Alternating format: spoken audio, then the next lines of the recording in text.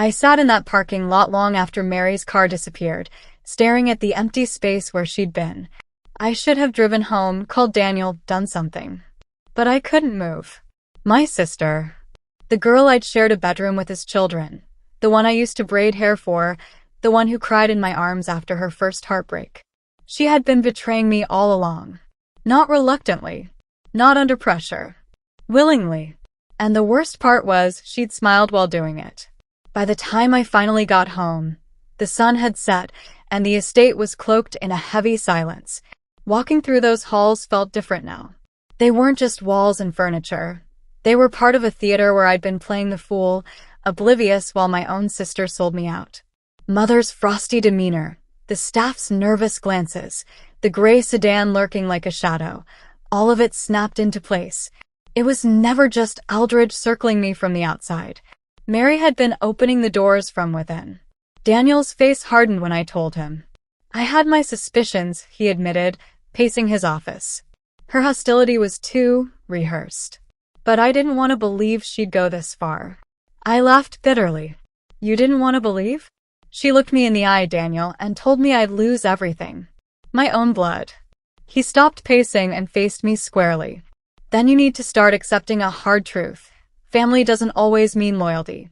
Not in this fight. His words hurt, but deep down, I knew he was right. Mary wasn't my sister anymore.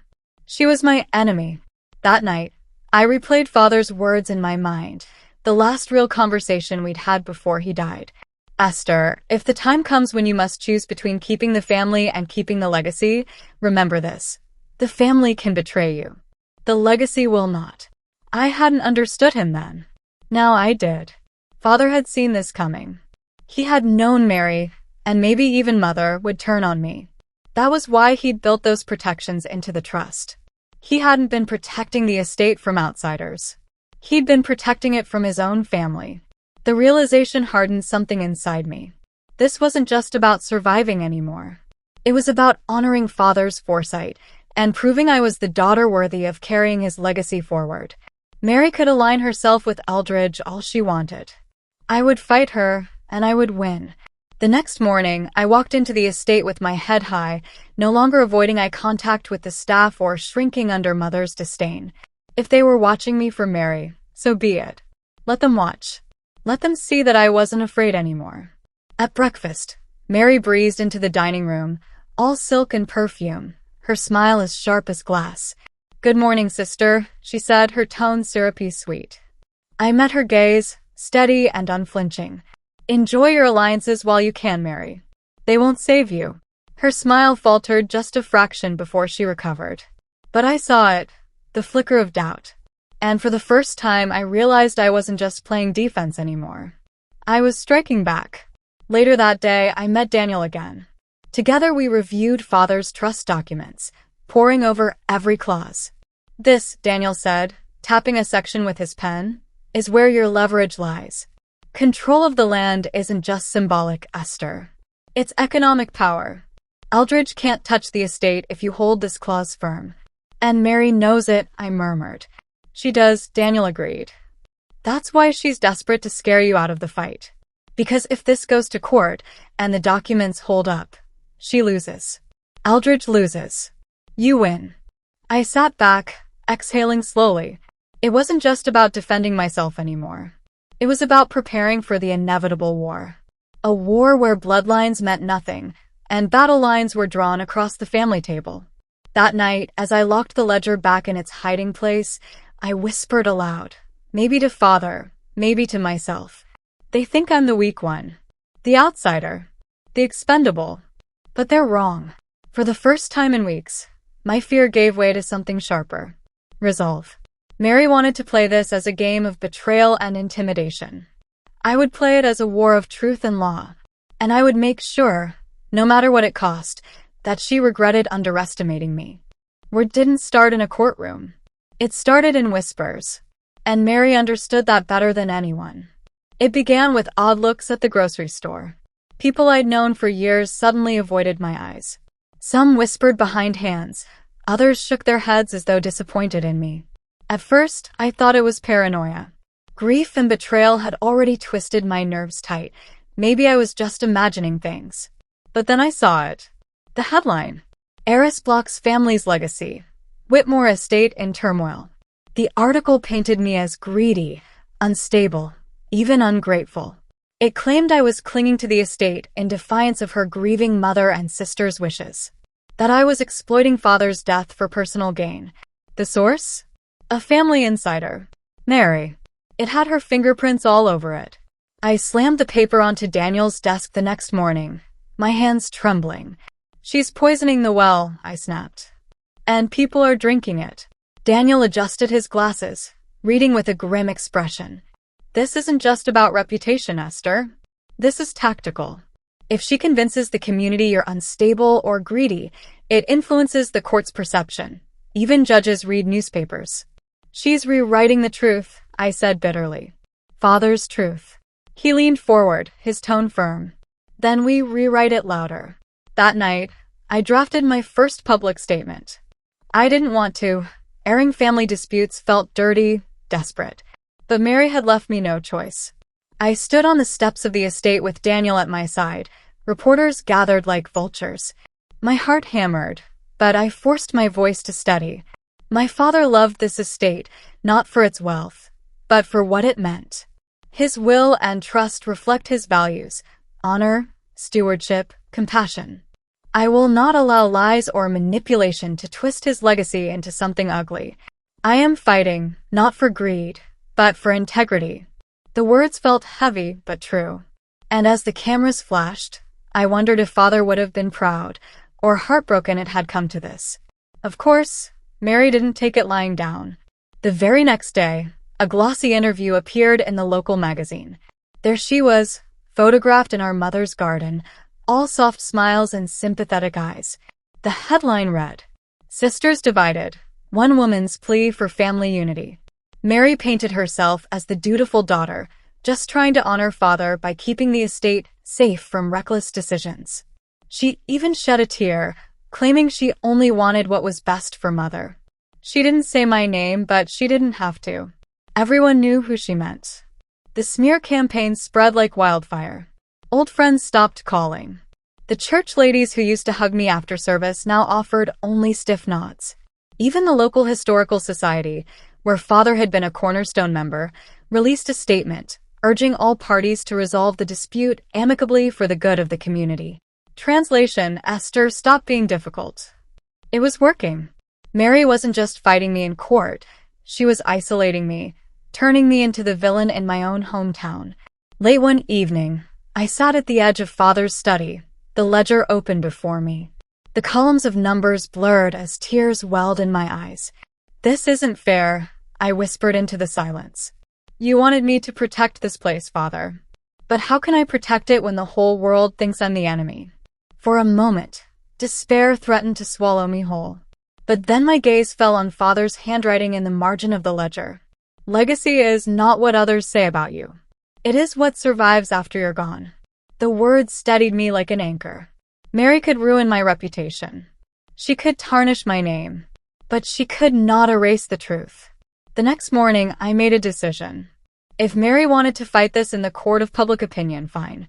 But I wouldn't play her game of half-truths and crocodile tears. I would show people the evidence. The ledger. The trust clauses. Father's own words in his handwriting. Daniel warned me it was risky. Once evidence became public, it gave Eldridge and Mary more opportunities to twist it. But I didn't see another way. "They've painted me as a liar," I told him. "The only way to fight back is to show them the truth." He studied me for a long moment before nodding. "Then we do it on our terms. Controlled. Strategic." And so our plan shifted. We would prepare not just for the courtroom battle, but for the battle of perception.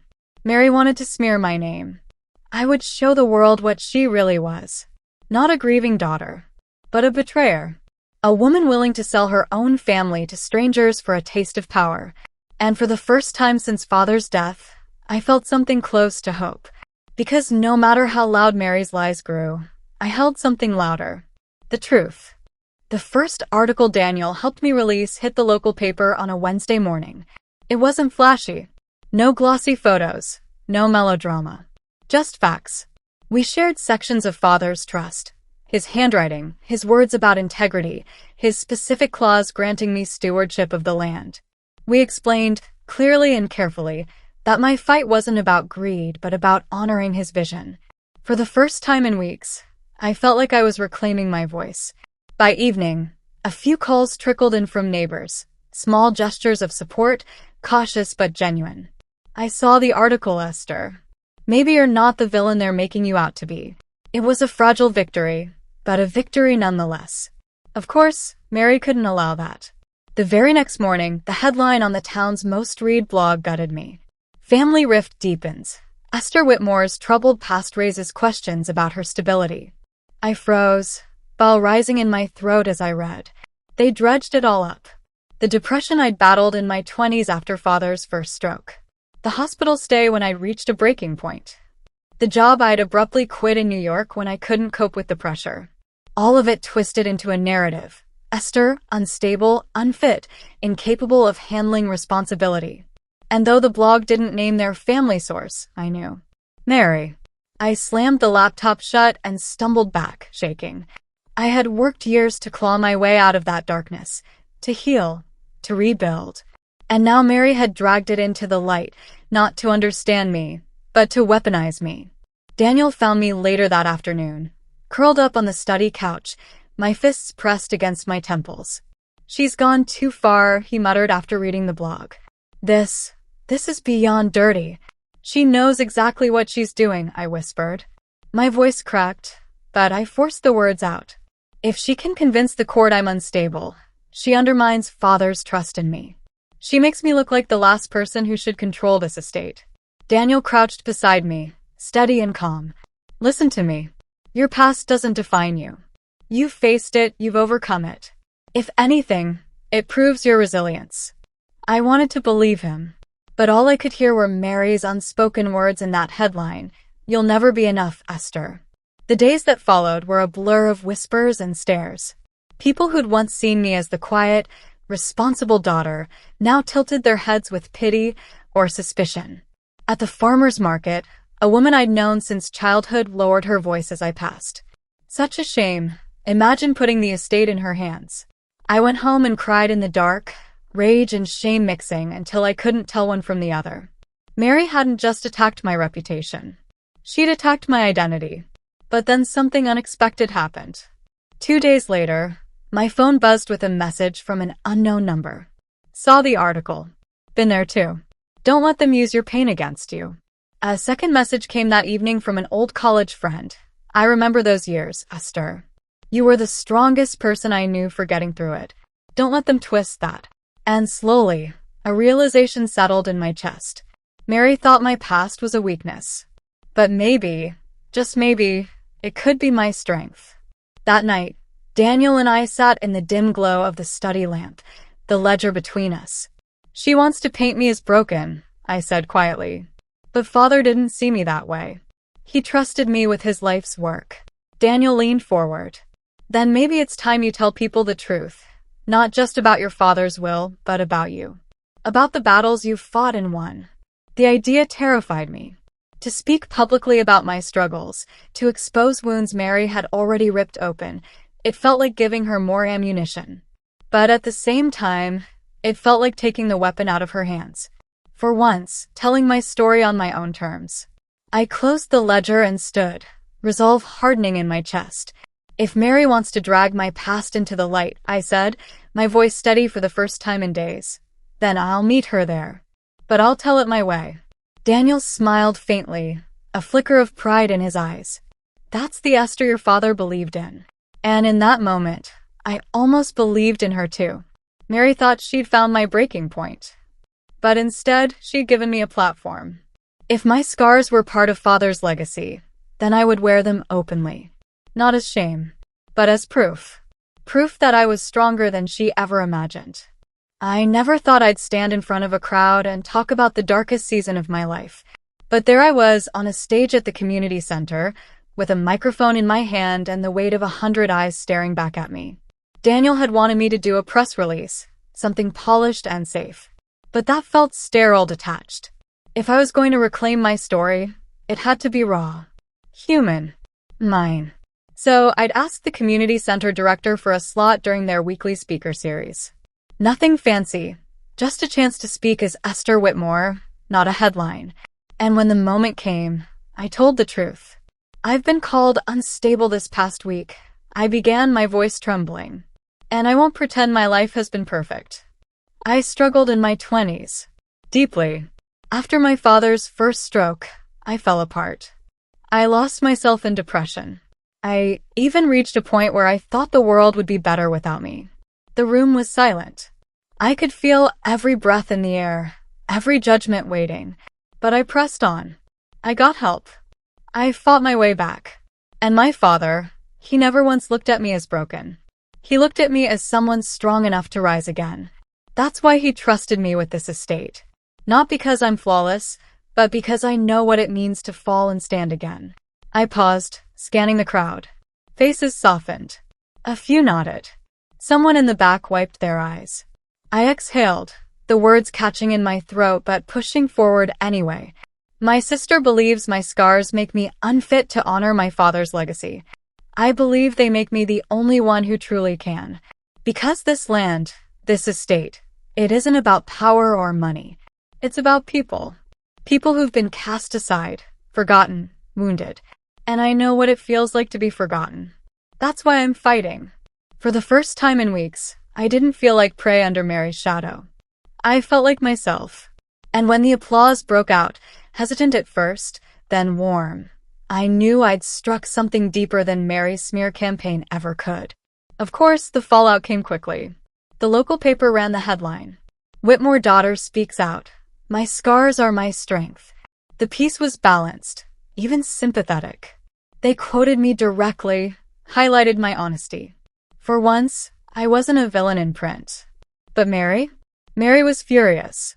I knew at the moment her lawyer, Aldridge, stormed into court 2 days later, demanding sanctions against me for publicly tainting the case with emotional manipulation. The judge shut him down quickly, reminding him that free speech wasn't against the law, but I caught Mary's glare across the room. Cold. Burning. She wasn't just angry. She was losing control of the narrative.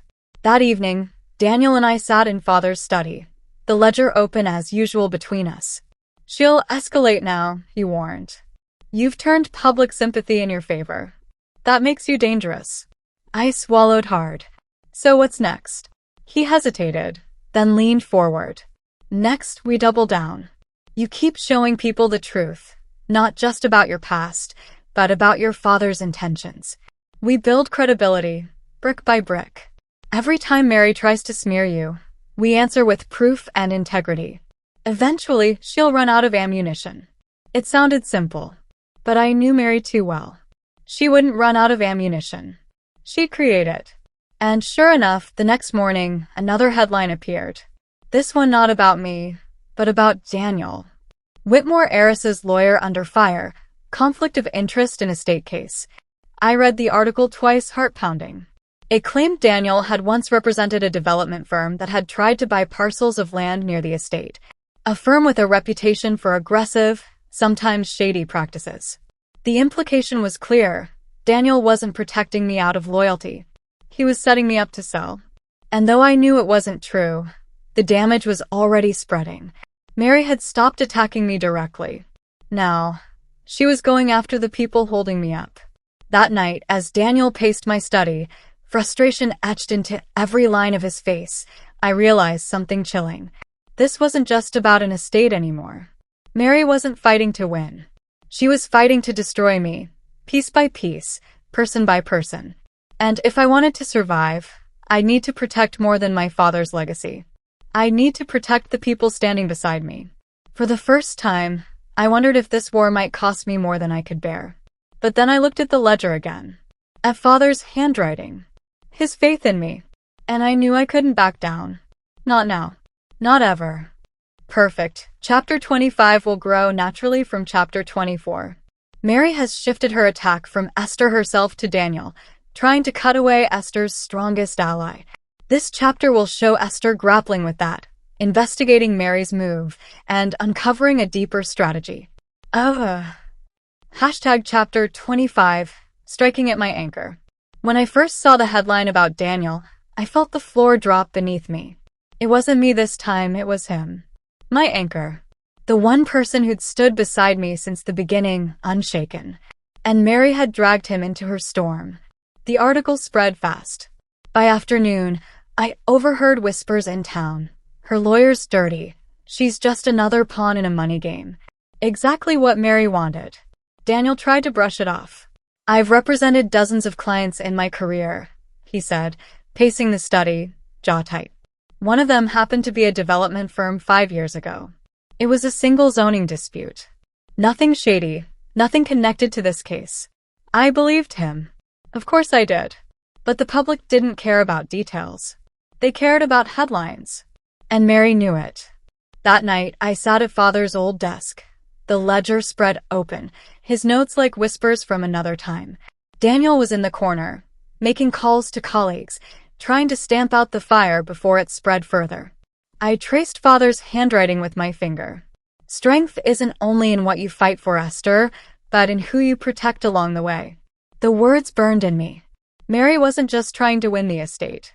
She was trying to isolate me, to strip me of allies until I stood alone, easier to crush. First my reputation. Now Daniel. Who would she target next? I couldn't let it happen. So the next morning I started digging. I pulled every article, every blog post, every whisper of a rumor tied to Daniel's supposed conflict of interest. Most of them traced back to one source, a reporter named Nolan Pierce. Nolan wasn't just any reporter. He was known for hit pieces. Sensational, often sloppy, but attention-grabbing. And more importantly, his name had surfaced before in connection with Eldridge, Mary's attorney. That wasn't a coincidence. Mary hadn't just smeared Daniel by chance. She'd orchestrated it, feeding Nolan the story and letting him set the fire. I confronted Daniel with what I'd found.